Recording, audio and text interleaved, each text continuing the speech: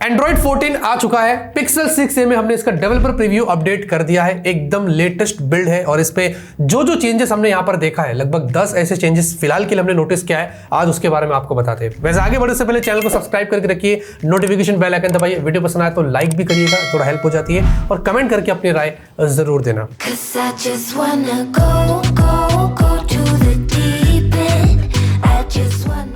अब पहली चीज हमने ये किया, अबाउट सेक्शन में गए, एंड्रॉइड 14 का जब नेम चेक करने की सोचा तो वहां पर लिखा था अपसाइड डाउन केक।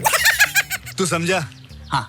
यानी कि यू वर्जन है, तो गूगल ने यही नाम डिसाइड किया और फेब्रुअरी सिक्योरिटी पैच भी अपडेट हो चुका था। अब इंटरफेस की बात करते हैं तो यहां पर मुझे कोई खास चेंजेस नजर नहीं आए। हमने स्वाइप्स करके देखा, मल्टीटास्किंग किया, ऐप ओपन क्लोज वगैरह किया, तो जो एंड्रॉइड 13 में एक्सपीरियंस था एंड्रॉइड 14 में भी हमें कुछ वैसे ही लगा। इनफैक्ट नोटिफिकेशन पैनल वगैरह सेटिंग्स में जब हमने जाके चेक किया तो ज्यादातर सब चीजें जो बाय डिफॉल्ट थी वो सेम ही थी। बस यहां पर उन्होंने क्या कर दिया कि जो वॉलपेपर और कलर्स के सेक्शन में जो बेसिक ऑप्शन होता है कलर का, उसमें थोड़े से वाइब्रेंसी ऐड कर दी, थोड़ा सा विविड कर दिया जो पहले के मुकाबले में। वैसे इतना ज्यादा नोटिसेबल नहीं है, लेकिन स्टिल जो कलर्स अब आप सेट करेंगे एंड्रॉइड 14 में तो थोड़े से वाइब्रेंट लगेंगे जब आप उसको एंड्रॉइड 13 से कंपेयर करते हैं। स्क्रीन ऑन टाइम भी रिटर्न आ चुकी है। एंड्रॉइड 13 में क्या होता था, अंदर घुस के ढूंढना पड़ता था, लेकिन अब एंड्रॉइड 14 में जब आप जाते हैं बैटरी के ऑप्शन में, स्क्रीन ऑन टाइम आपके सामने आपको दिखाई देगी। इसका मैं बहुत इंतजार कर रहा था, फाइनली वो आ चुका है। इजीली आप यहां पर मॉनिटर कर सकते हो। इस बार तो आपको एक ड्रॉप डाउन मेन्यू दे दिया है, पहले भी था लेकिन इस बार थोड़ा सेपरेट कर दिया है ऐप के हिसाब से, सिस्टम के हिसाब से, ताकि आप मॉनिटर कर सकते हैं कि कहां पर आपका स्क्रीन टाइम जो वो ज्यादा कंज्यूम हो रहा है। फॉन्ट साइजेस में थोड़ा चेंजेस कर दिया है। जैसे कि पहले क्या होता था, एंड्रॉइड 13 में आप 130% जूम कर सकते थे अगर फॉन्ट साइज को बड़ा करना हो तो, मैक्सिमम। इस बार 200% कर दिया। ये स्पेशली उन लोगों के लिए अच्छा है, विजुअली इंपैयर्ड लोग जो होते हैं, जैसे कि मेरे डैडी भी जो है बड़ा सा चश्मा लगाते हैं, तो उनके लिए अच्छा, और भी बड़े फॉन्ट साइज में अब वो अपने फोन का मजा ले सकेंगे। प्राइवेसी सिक्योरिटी की बात करें तो एंड्रॉइड 13 से 14 में डेफिनेटली सिक्योरिटी मजबूत हुई है, लेकिन जो डैशबोर्ड वाला पार्ट है उसमें हमें कोई ज्यादा चेंजेस नहीं नजर आया, ऊपर नीचे थोड़ा बहुत था। लेकिन जो चेंजेस हुए वो ये है कि अब आप एंड्रॉइड 14 में पुराने ऐप्स को इंस्टॉल नहीं कर पाएंगे।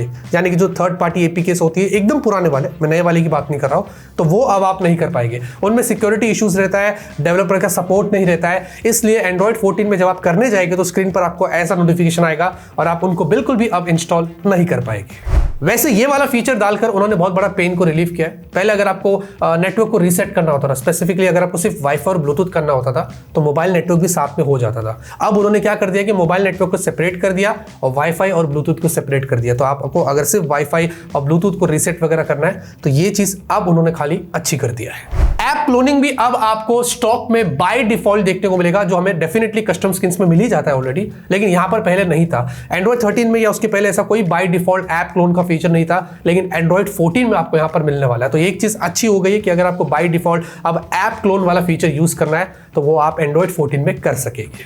पर ऐप लैंग्वेजेस में अब और थोड़े इंप्रूवमेंट्स होने वाले हैं। एंड्रॉइड 13 में हमने ये देखा था कि हर ऐप के अंदर आप पर्टिकुलरली लैंग्वेजेस को चेंज कर सकते हैं, वो सपोर्ट मिला था।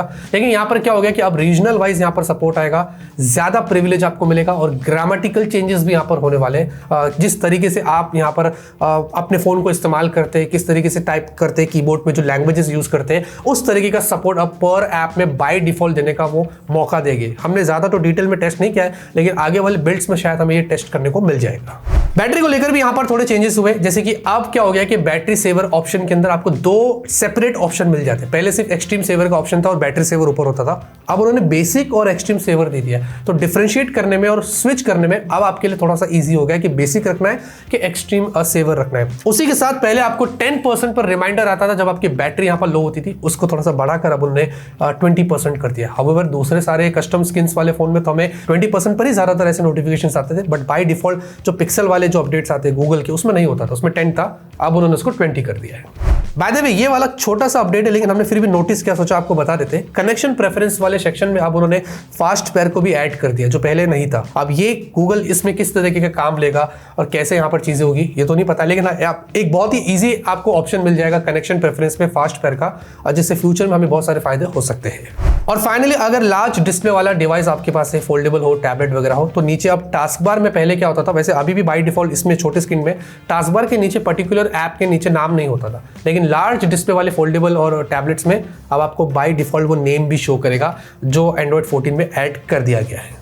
तो ये दोस्तों वो 10 ऐसे फीचर्स थे जो हमने नोटिस किया है एंड्रॉइड 13 से 14 के बीच में। हो सकता है और भी ज्यादा हो, हम आपको फ्यूचर जो बिल्ड्स आएगा या स्टेबिलिटी होगी उसमें शायद बता सकते हैं। लेकिन ये वाला डेवलपर प्रीव्यू है, आप ये चार्ट देख लीजिए जो भी यहाँ पर फरवरी में शुरू हुआ है, फिर उसके बाद मार्च में थोड़ा अलग आएगा, बीटा आएगा, फिर उसके एक स्टेबिलिटी वाला आएगा। ऐसा करते करते जून के बाद मुझे लगता है सितंबर से आपके फोन के अंदर स्टेबल एंड्रॉइड 14 आ जाएगा, जो कि मुझे लगता है सबसे पहले सैमसंग कर सकता है और उसके बाद दूसरे डिवाइसेस यहाँ पर होंगे। तो वैसे आप मुझे बताइए आपकी क्या राय है एंड्रॉइड 14 के बारे में, और वैसे आप क्या एक्सपेक्ट कर रहे थे ये भी बताना।